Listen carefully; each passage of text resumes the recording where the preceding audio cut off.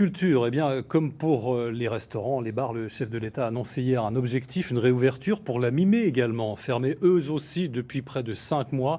Ils s'impatientent, mais ils se tiennent prêts à rouvrir dès que le feu vert leur sera donné.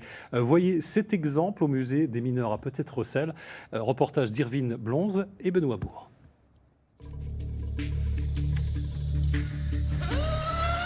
Des allées vides et des œuvres désormais habituées à ne plus recevoir de visiteurs.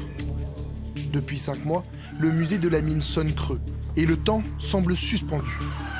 Mais en coulisses, le directeur et ses 11 salariés travaillent d'arrache-pied pour que tout soit prêt lors de la réouverture au public.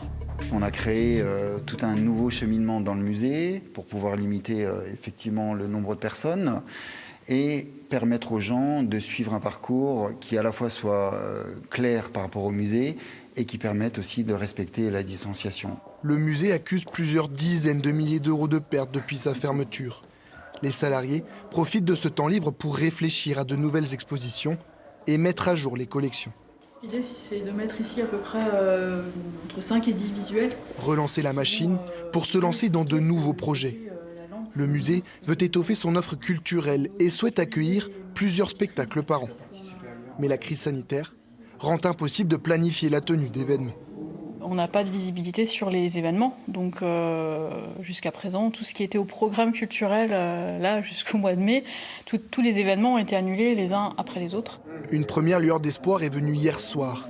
Emmanuel Macron anticipe une réouverture des lieux culturels mi-mai. Cela réjouit le directeur, qui n'imagine pas cette date repoussée.